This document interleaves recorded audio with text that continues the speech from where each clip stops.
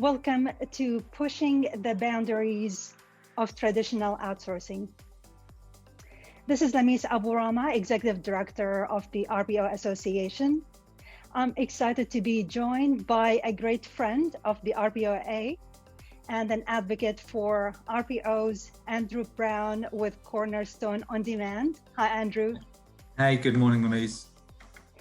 It's a pleasure to have you on the program first time. I've known you for about 2 years. And in the meantime, you worked with 3 different companies without practically changing roles, right? Yeah, I've been associated with a number of different companies while still working in the same place. So I actually started back in 2008 under the company Stepstone. And then quickly, I think 2-3 years later, we rebranded to Lamis, and then subsequently we were purchased by Saba in 2019, and then subsequently again purchased again in 2020 by Cornerstone. So lots of different brands, but ultimately the same company.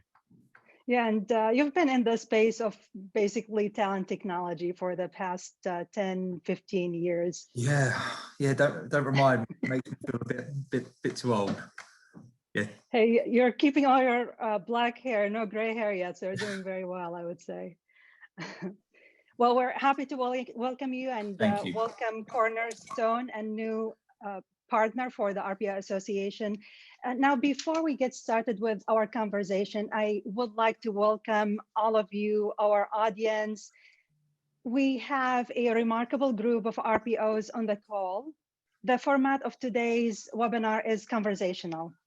Our goal is to make the conversation relevant and informative for all of you.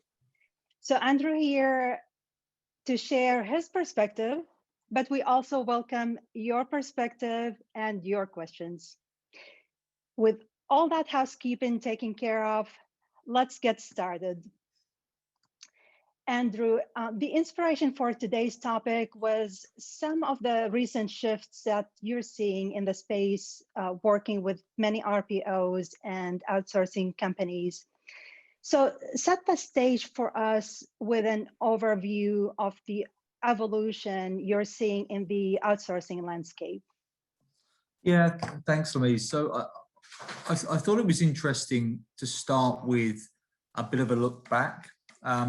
It's also worth saying that as the technology provider to underpin RPO and MSP services, we get a different perspective on the industry. So we see things from a technology perspective, but things that we feel are very relevant and trends that we see that we believe are very relevant into the RPO and the MSP space. So I really wanted to start looking backwards before we then start looking forwards, because some of the trends that we see are consistent throughout the last 20 years or so. So I think if we look back, leading up to sort of the .com era, if you like, I think what was ultimately in the past an important part of the HR function became quite difficult for organizations to manage. I think that transition, I suppose, was ultimately down to the demand of specialized and skilled workforce in bulk. But also I think the function of managing the sourcing of specialized and skilled workforce became expensive for organizations. I think that ultimately led to the birth of RPO solutions, of staffing firms branching out into offering these specialized programs. And I think if we take it to around 20,000, about 2010, I think the normalization of things like technology and then the low cost of RPO, I think it started to become a pretty major service that companies were looking to procure. I think during this period, it was very much seen as a transactional. So find me these number of skilled employees or skilled hires, rather than being seen as a sort of a huge value add or an ongoing partnership. I think in the early days, all of those RPO programs or MSP programs were largely driven by traditional ATSs, if you like. There wasn't dedicated technology into this space. I think if you fast forward into the coming years, following the .com era, I think the breadth of RPO providers in the marketplace drove ultimately a war on costs, I think, for RPO providers. I think it ultimately then made RPOs look at different ways they could differentiate themselves.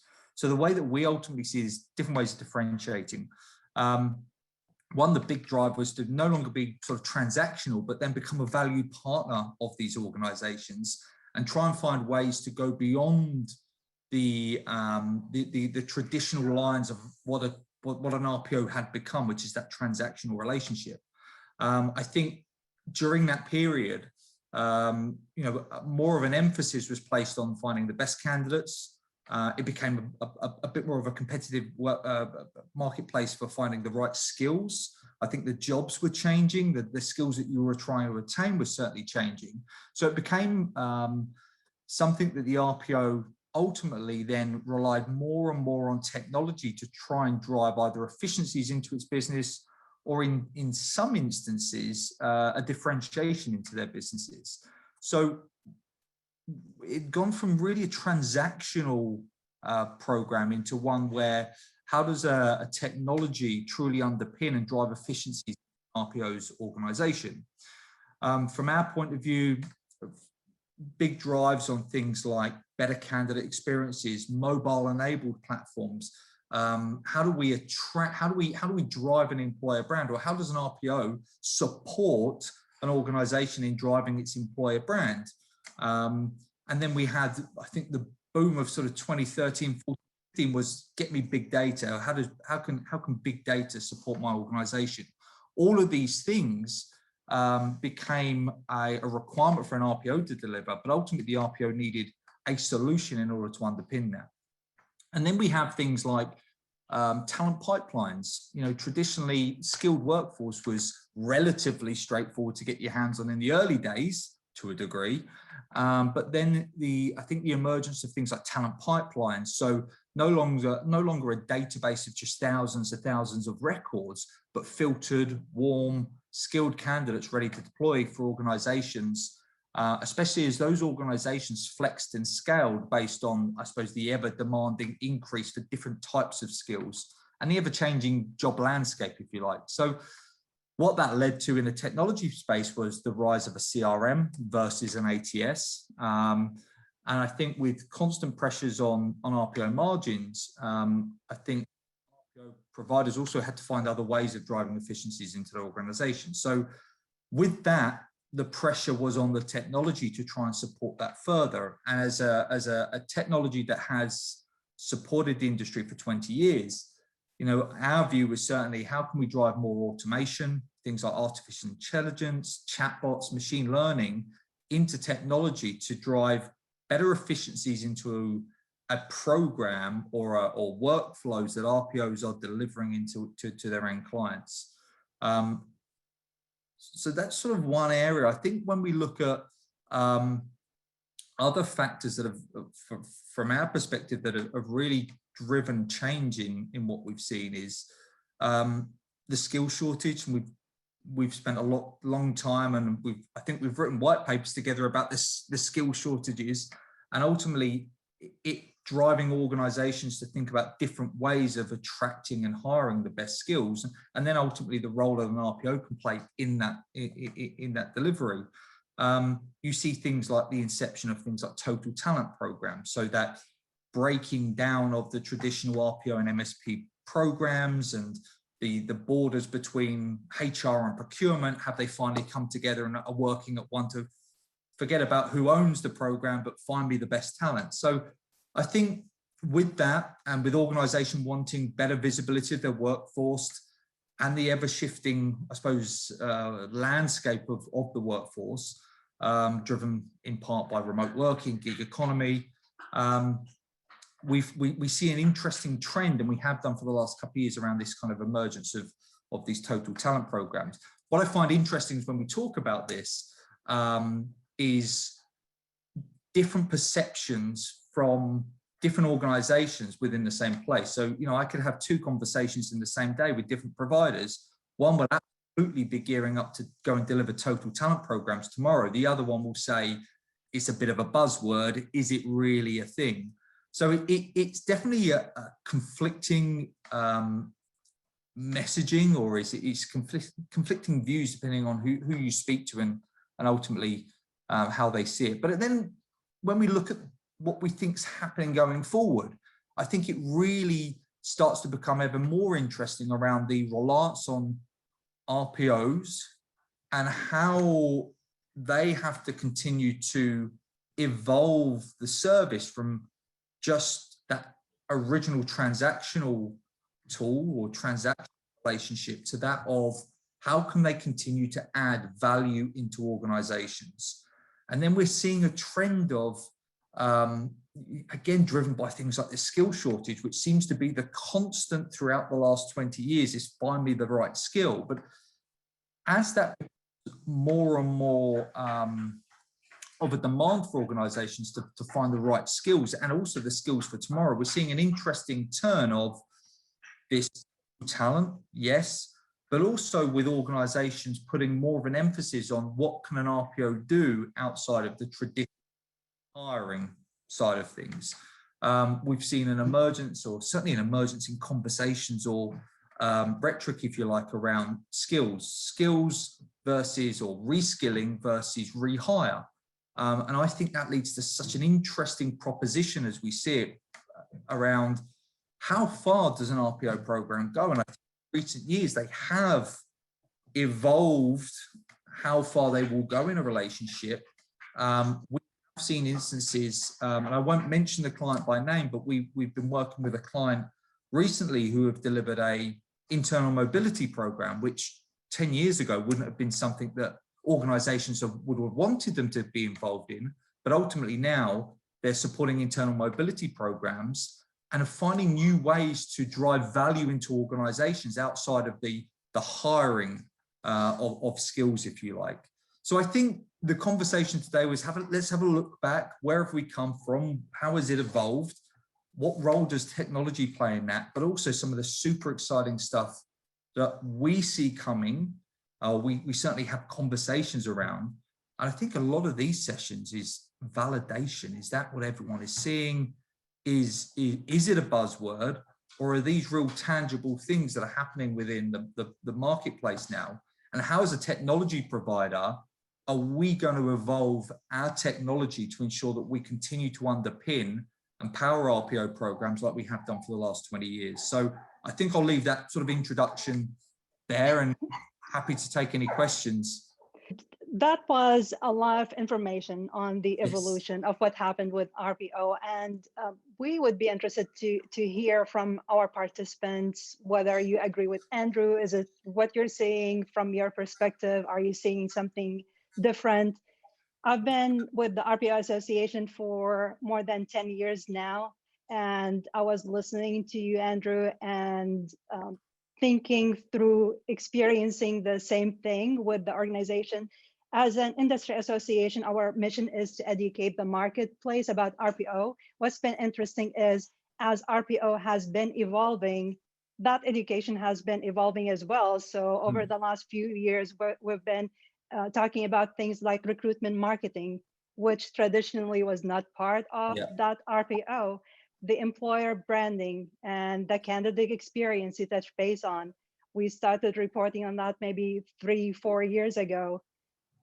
I was going to say, I think that's what the really interesting question is. You can see for the last 20 years, it's almost been evolving the service to either maintain a demand, or I suppose the demand for hiring is always going to be there, but I suppose ensuring you stay relevant in a very competitive marketplace. So how can you break new ground on doing things differently to continually add value into organizations? And I think certainly a lot of conversations we've seen in the UK, especially off the back of a difficult year last year, and it's still difficult to a degree with the sort of the COVID world, if you like, but with programs last year being either frozen or contingent work programs sort of being put on hold, I think many RPOs, especially across Europe that we spoke to, had to find different ways of adding value if they weren't hiring.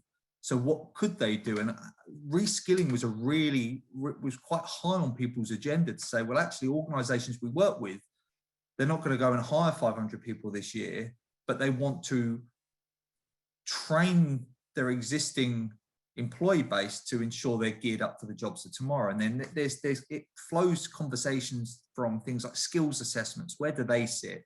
A skills assessment, the role of HR, or does the onus, can the owner sit with a partner, an RPO partner? And then how does that lead in terms of training and learning? So it stems interesting conversations.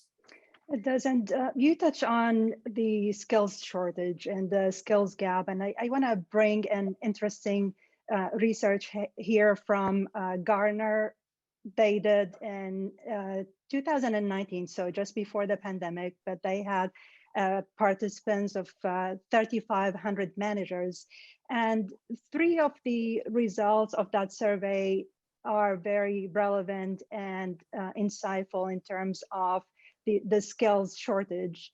The survey found that, number one, only 29% of new hires have all the skills required for their current role. Number 2, in key functions such as finance, IT, and sales, positions filled today will require up to 10 skills within 18 months. So just think about that. You hire someone today, within a year and a half, they don't have the skills required. They need to develop 10 new skills to do their function, their position. And number 3, uncertainty about what skills will be needed in current and future roles will continue to increase as the surge in remote work sparks the redesign and automation of many jobs. And again, that was 2019, just before the pandemic. So think about the acceleration that happened into remote and hybrid work environment, and what that means into what employers need to do to think about the skills required, the uncertainty about what these skills are increasing as well. So the challenge now, how do you hire in an environment where you can't find the required skills? The skills needed in many roles have a short shelf life, or you can't even define what skills you need to hire for. Yeah, it's super. And one of the really interesting use cases for this is around. I think this conversation stemmed from a conversation I was having with a partner in Asia Pacific, but it was around blue collar workforces there, the emergence of machinery, artificial intelligence, and ultimately someone who perhaps assembled something on a product line is now being done by machinery. So in theory, that job is no longer available, but someone needs to operate the machinery. So they're reskilling the person who used to put the product together in order to actually operate the machinery, which now puts the product together. And I think we see that in so many industries. That's happening in so many, certainly manufacturing industries right now, that people are looking at reskilling. Again, it's a coined phrase, but for the jobs of tomorrow. But it's super relevant how many organizations are facing, I suppose, an evolution in the types of skills they need in their workforce. And it is the reskill versus rehire, which again is a phrase that seems to be kicking about a lot now. And from our perspective, it's something that we see happening. And as a technology provider, we need to address how we're going to support. Now, the technology that Cornerstone offer is largely geared towards RPO and MSP deployments, so that the being able to hire permanent workforce or contingent workforce in one solution. But we're also now looking at how do we build in things like skills assessment. So that Gartner stat that you stated there, I think it was 28% people had the right skills when they were hired on day one, which is astounding, really, that you're hiring the right person for a role. But things like skills assessments, I think, are going to play a bigger part. So how are we addressing that? We're bringing that into our technology. So at the point when someone applies for a role or is suggested for a role, it will generate a matching based on the jobs and what skills they have, but also the gaps. So do organizations say, okay, well, we found someone who's a 70% fix or fit for that job, let's train the other 30%. And then it even stems thoughts of, actually, do you have a talent pipelines that you're doing, running skills assessments for, and then providing free learning and training in order to get them ready for when an organization needs to take from the bench, if you like. So LinkedIn Learning's been doing a lot of free learning, certainly in the last 12, 18 months, and it's geared up to skilling people, but they're not getting anything for it. They're just getting the exposure, but it's ultimately helping the entire industry to upskill a generation, if you like.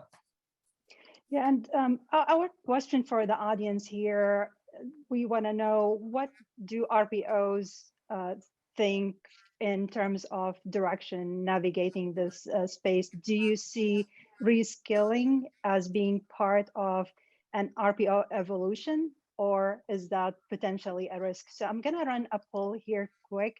Whilst we wait for that, that means there's a question from Gary on the chat. It's probably worth. So what 3 areas, channels does Andrew think RPO should own but have yet to adopt? Good question. I think a couple of years ago, we were certainly seeing much more of a shift towards, number one, onboarding. So at what point are RPOs handing off permanent workforce? Who's responsible for the onboarding? I suppose the day from offer accepted through to the day of sort of the first day in the organization. And I actually think it raised a really good question at the time around who's responsible for the traditional metrics are time to hire, cost of hire. They were the traditional SLAs, but is actually the onus on an RPO to look at metrics like time to productivity and how effective that person is and how quickly they can be effective in the role that they're being placed in. And that led to a question around, should onboarding be a natural RPO, part of the natural RPO delivery? One of the big ones that's come up recently, certainly in the last 12 months, is around DE&I. Huge, it's top of everyone's agenda right now. DE&I is absolutely on top of everyone's agenda. Who's the onus sit with? Is the onus on the RPO if they're delivering permanent workforce? Absolutely. But is every RPO right now delivering that as part of their standard package? In my opinion, and I'll caveat it with saying I'm a technology provider, not an RPO provider, but in my opinion, absolutely, that should be forefront of everything that's being offered. But there are some organizations out there that we speak to that are offering it as a service, and others that won't call it out as part of the service because it should just be an expected part of the service. I think there's certainly a couple of, when I look around what others are doing, skills assessment and reskilling, it's certainly, we've seen a shift in providers looking at exploring how they can support organizations with that drive, internal mobility programs. But I think that certainly would be driven at an organization level. And I think I've only seen a small number of organizations put that on an RPO at the moment. And then the final thing is, we talk about the emergence of total talent acquisition. And I've spoken to providers who are talking about total talent management. And this for me is quite blue sky thinking, if you like, because actually we're talking about the complete, I say complete, the replacement of HR with an outsourced service. And actually, does an RPO manage everything top to bottom, including everything that you would traditionally expect the HR department to run? I don't know is the answer to that last one, but it's quite thought-provoking when people sort of raise this with me. Is that what's going to happen? Or again, are people trying to position themselves in different ways to create different types of value? But they're the sort of things we're certainly seeing. Thank you, Andrew. And again, a lot to unpack, and we want to dive into some of what you said. But before we do, I do want to share the results of the poll that we just ran. So in terms of whether the participants, RPOs on the call, currently offer reskilling services for their clients, the majority, 53%, do not. Only 27% do, and about 20% said it's not applicable. I'll take it to mean that maybe the need, there's no requirement from their clients. If you're not currently offering these services and it's not applicable, I would be interested to know then where you stand on that as well.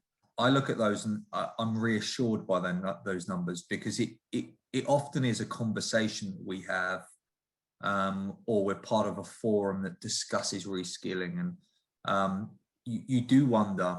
I think, as I said to you yesterday, Lamise, I've had 2 conversations in the last 24 hours. One believed the whole reskilling versus rehire is just a buzz phrase. The other conversation, they're absolutely throwing investment into it. They believe it's something that they will naturally look to take forward and offer to organisations. It really does. It feels like it has split the I suppose the market in terms of the way they view that, as whether it does form part of a service, whether it should, or whether it can going forward. And I think actually the poll there probably reflects those conversations. Yes, absolutely. And another one as well that is interesting is where the adoption of total talent is. You touched base on that a couple of times in your discussion. And we would like to know what the position of current participants are in terms of total talent. I do have a couple of polls I'd like to run. Before we do, would you define for our audience what total talent is? I've often fallen into this trap. We have a view in terms of what we believe it is, and I think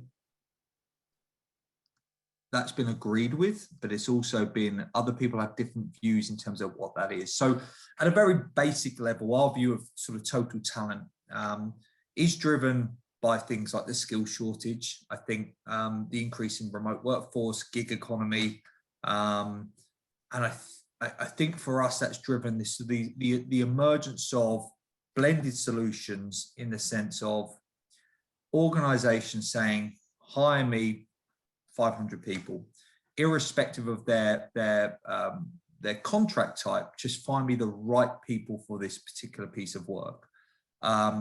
Again, I can understand that, why it's driven by things like the skill shortage, because if you are largely looking at things like if you're largely looking at permanent workforce only, you're removing a huge amount of talent that perhaps just wants flexible gig working, or they don't want to be tied to a permanent contract. So actually breaking down those borders between permanent versus contingent type staff, I think it makes sense in order to open your market up. I think one of the other interesting moves, again with things like COVID hitting, I'll talk about the UK here when I say this, we've certainly seen a shift. So for example, huge companies, a number of large organizations in London that suddenly overnight couldn't have people in an office.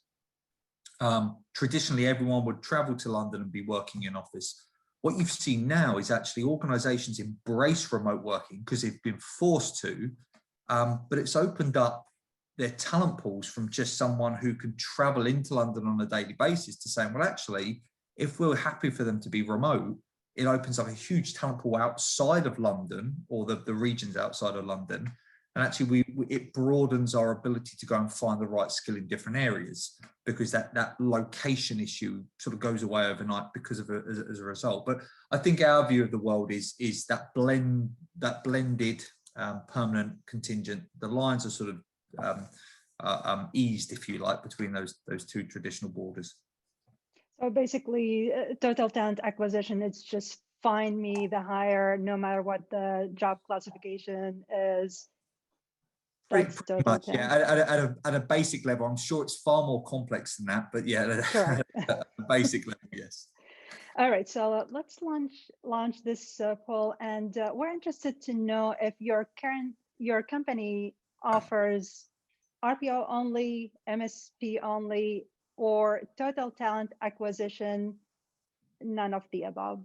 Where do you stand currently? It's been interesting, Andrew, as we continue to get results here, to see also over the last 2-3 years the members of the RPO Association and where they stand in terms of total talent and RPO and so forth. A lot of organizations have their MSP business, RPO business separate, and that's traditionally how they offered talent solutions. Some organizations have been evolving over the last year and developing that, building their total talent solution. And again, we're talking about total talent acquisition being also different than total talent management, if you will. Yeah. So, yeah, and I think, again, it's interesting when I look at a number of the organizations that we partner with today, a lot of them still call out RPO and MSP as specific service offerings, but total talent seems to have emerged on many of the, you know, the literature or the rhetoric that they seem to be sort of referring to. Certainly on their website, it seems to be playing a different element, and whether that's just trying to create different types of value, or whether that is addressing, you know, this kind of need for skills versus irrespective of contract type, if you like. all right, so you want to see the results? Let's do it. All right. For our audience, so we have good number of audience who are currently offering total talent acquisition. 60% of the respondents, 13% offer RPO only, and we have some that offer none of these services. This is more specifically for those who do offer total talent acquisition, and we want to know, how long have you been offering total talent? Is this something that you started doing this year? Did you start last year, or has it been over than 2 years?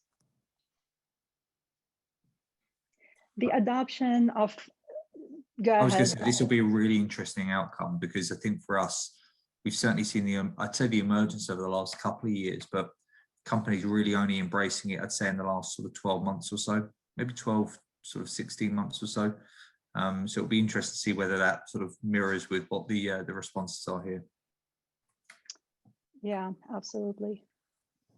And that is definitely in line with the research as well. The adoption is picking up, but we're still in the early adopters. Yeah. It's not a mature market by any stretch. All right, so let's end the poll here and see the results. And again, some of our participants do not offer total talent. For those who do, let's look at what the results are. What do you think? Pretty much expect what you expected. Yeah, and I'm pleased. I'm delighted they are, because yeah, I mean, as I said, we've sort of seen it for the last couple of years. It seems to be a growing conversation, but it feels like more and more organizations are really leaning towards this now, as a sort of an additional service offering, or sort of a value that they can create in organizations that they partner with. If you have any feedback or views on our discussion, we would love to hear your input. As Andrew said, we're not here with any answers. We're here to start a conversation about what we're seeing and in terms of trends in the RPO landscape. We touched on the evolution of outsourcing in the market, Andrew, and you touch on some of the current state, what the drivers are. We talked about total talent. We talked about things as the skills shortage. Did you want to share here within the last couple of minutes of our conversation your views, and you probably gave us some of that, on what do you see the outlook, what the position of the position of technology, if you will, from your vendor perspective, and where do you see the opportunity for RPOs? So I think the thing as a technology provider in this space that we have to remember is, and one that we're always trying to create internal conversation around, is we have to ensure that we add value. As a technology provider, we have to add value into our RPO partnerships. How do we do that? Ultimately, how do we make sure that an RPO can continue to deliver efficiencies into the organizations they're supporting through our technology? whether that's through automation, through artificial intelligence, through machine learning. The biggest driver we've seen in conversations over the last few years is around how can you help reduce the cost of our service to our end clients through the use of technology. And that is the combination of our sort of artificial intelligence and automation.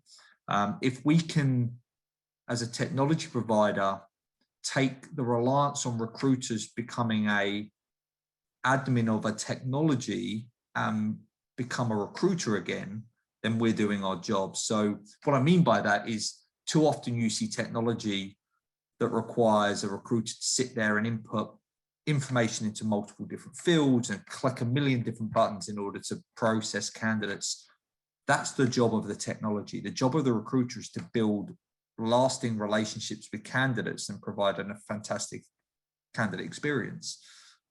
So we as a technology provider have to remember that. I think in terms of the trends going forward, our focus lies on, one, maintaining that we continue to add value through things like efficiencies, and efficiencies is absolutely a key word for us. But then also we have to ensure that we continue to drive innovation into the hands of our users, into the hands of those that we work with. With that means that we have to ensure that we understand the market, and these sessions are always particularly helpful, as are other sessions that where we have the conversation. What is happening in the market? Is what we're seeing the right thing? And that allows us to really then plan ahead and say, okay, where do we need to be in the next year or 2 years from a technology provider in order to continually ensure that we are leading the way and providing solutions into this space? So things like skills and assessments. You know, later this year, we have a skills and assessment tool going into our product to ensure that talent pipelines or prospective hires, you're assessing skills early, and then you're able to create things like learning paths for those people, whether they're a prospective hire or whether a part of your talent pools. Why would we not look to create value and associated learning journeys for potential skills into your organization? So that's one big area. And then the other big area is how do we ensure that we continue to support the total talent piece? It's in its infancy, I would say. It is becoming a bigger and bigger thing. There's been factors in the UK and across Europe, things like IR35 in the UK, GDPR, all of these things are driving organizations, in our opinion, to want more of a holistic view of their total workforce. I think gone are the days where organizations are happy to have, permanent over here and contingent workforce over here and have different systems.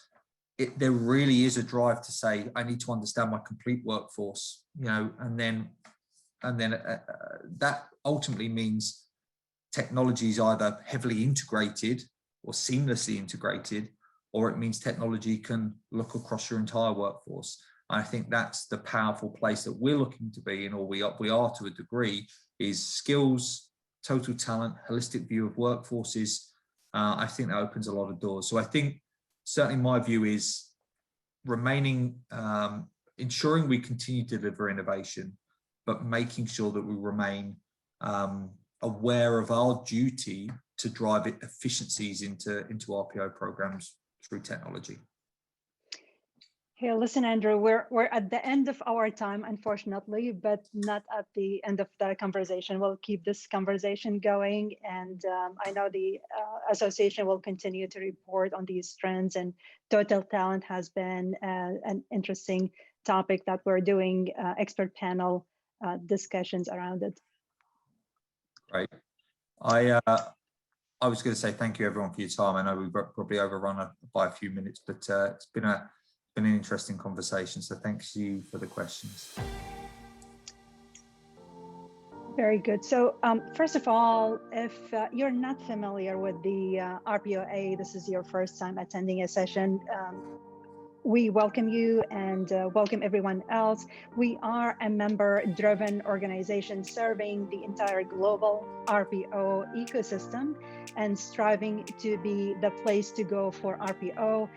Our mission is to educate the marketplace about RPO. We offer thought leadership in collaboration with our wonderful partners like Cornerstone today, We host 2 active blogs, produce a monthly newsletter, offer many free resources, and host webinars.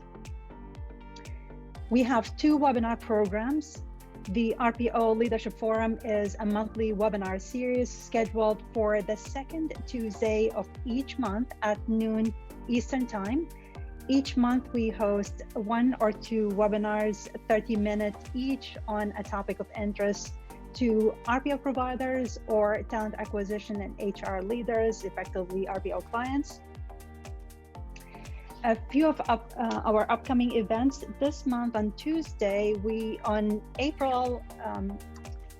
it's April 20th, this coming Tuesday, Pam Verhoff, President of Advanced RPO, will facilitate a conversation with RPO delivery leaders on the topic of volume hiring.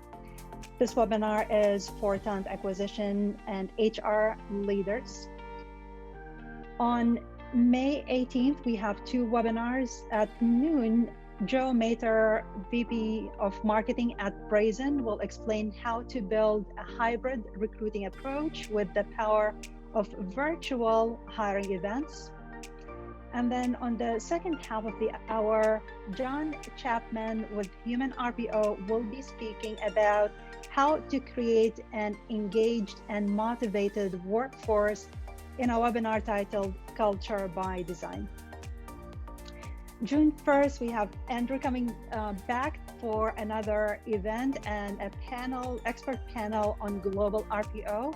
We're going to have a speaker from Everest Group, as well as Erin Peterson moderating the conversation. I expect 1 or 2 other panelists as well.